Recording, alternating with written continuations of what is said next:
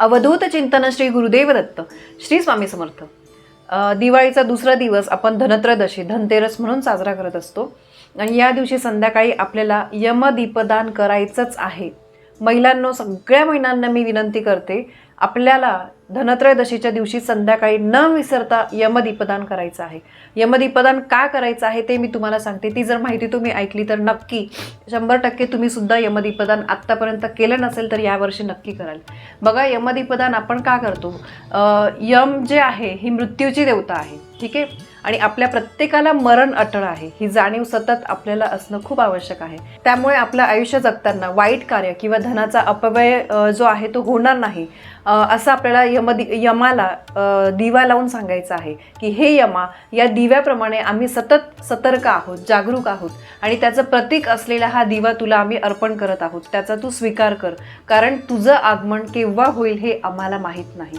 याशिवाय दुसरी गोष्ट म्हणजे आपल्या घरातील व्यक्तींवर आपल्यावर अपमृत्यू किंवा अपमृत्यू आणि अचानकपणे येणारा मृत्यू होऊ नये, आपल्या घरातील लोकांचा अचानक मृत्यू होऊ नये, अपमृत्यू होऊ नये, यासाठी धनत्रयोदशीच्या दिवशी संध्याकाळी यमदीपदान करायचं असतं।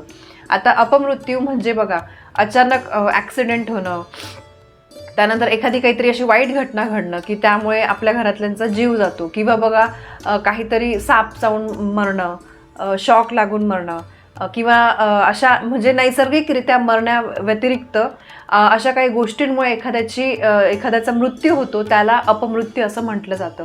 वयामानानुसार समजा वयस्कर झाल्यानंतर आपल्याला एक दिवशी मृत्यू येणारच आहे, ती गोष्ट वेगळी, पण असं बघा काहींना अशा काही गोष्टींमुळे, अशा काही कारणांमुळे त्यांचा अपमृत्यू होतो। तर असा काही कारणामुळे अचानक येणारा मृत्यू जो आहे त्याला अपमृत्यू म्हणतात आणि तो आपल्या घरावर, आपल्या घरातील व्यक्तींवर, आपल्यावर येऊ नये ह्यामुळे आपल्याला धनत्रयोदशीच्या दिवशी संध्याकाळी यमदीपदान करायचं असतं। तर या अपमृत्यूपासून वाचण्यासाठी आपल्याला हे दीपदान जे आहे धनत्रयोदशीच्या दिवशी ते करायचं आहे।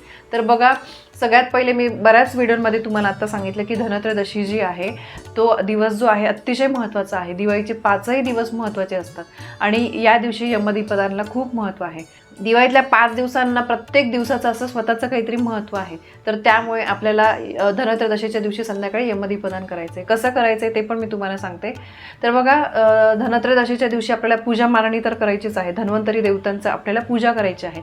तुम्ही सकाळपासून पूजा मांडून संध्याकाळी तो जो मुहूर्त आहे त्यावर तुम्ही परत पूजा, नैवेद्य जो आहे, हळद कुंकू अक्षता अर्पण करून, फुलं अर्पण करून पूजा करू शकतात, आरती करू शकतात, ठीक आहे। त्याचप्रमाणे संध्याकाळी आपल्याला दिवा लावायचा आहे।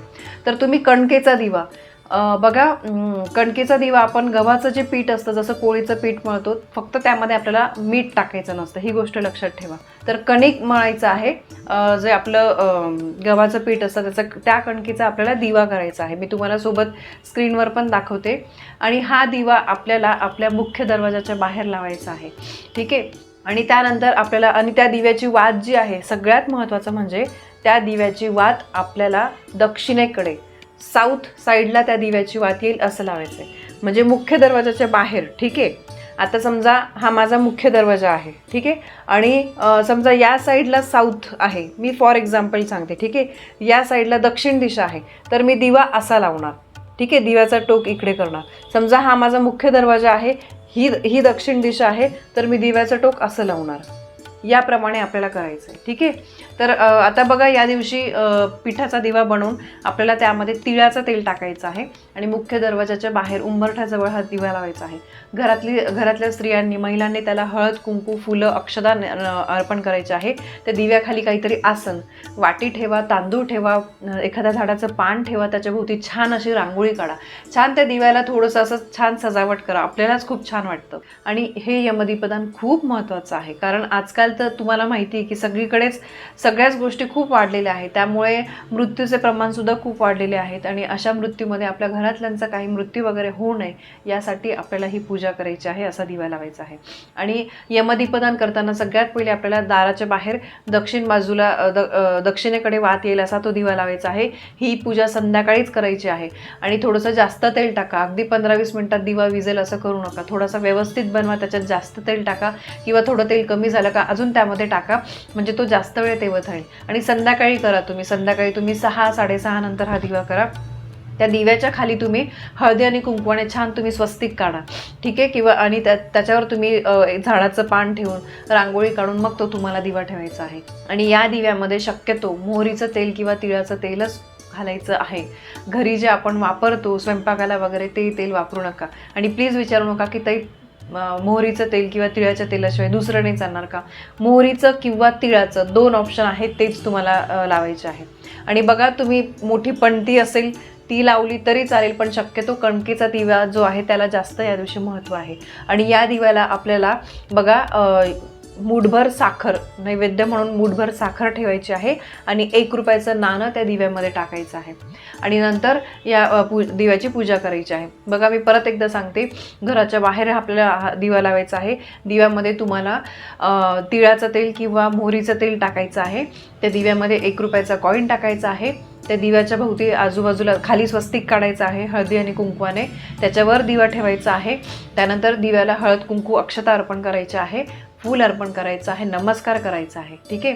आणि त्यानंतर आपल्याला हात जोडून यमराजांना प्रार्थना करायची आहे की हे यमदेव, आम्हाला तू दीपदानाने आमच्या दीपदानाने तू प्रसन्न व्हावे आणि मृत्यूपाशातून आम्हाला माफ करावे आणि तू अपमृत्यू आमच्या घरामध्ये होऊ नको देऊ, अशी मनापासून यमदेवतांना आपल्याला प्रार्थना करायची आहे. आणि सोबत मी तुम्हाला मंत्र देते, तो मंत्रसुद्धा म्हणायचा आहे. मंत्र आहे, मृत्यूना पाशदंडाभ्याम कालेन श्यामसह त्रयोदशा दीपदानात सूर्यजह प्रियताम मम. हा आपल्याला मंत्र म्हणायचा आहे. तर असं अगदी या गोष्टीला आहे ना 5 मिनटं पण लागणार नाही आहे. गोष्ट एवढीशी आहे पण त्याचा फायदा खूप आहे. महिलांनो, न चुकता करा. आपण आपल्या घरासाठी झटत असतो, घरासाठी सगळं काही करत असतो, मग असे उपाय तापाय करायला एक तर आपण विसरून जातो किंवा आपल्या लक्षात राहत नाही. तर त्यामुळे न विसरता तुम्ही हा उपाय धनत्रयोदशीच्या दिवशी संध्याकाळी यमदीपदान करा, ठीक आहे. आणि कराल अशी मी अपेक्षा करते. सांगितलेला मंत्रसुद्धा म्हणा, मंत्रसुद्धा अतिशय महत्त्वाचा आहे. तर ही महत्त्वाची माहिती मला तुमच्यापर्यंत पोहोचवायची होती. माहिती आवडली असेल व्हिडिओला लाईक करा, शेअर करा, कमेंट करा. पुन्हा भेटूया अशा एका नवीन माहितीसोबत. तोपर्यंत श्री स्वामी समर्थ.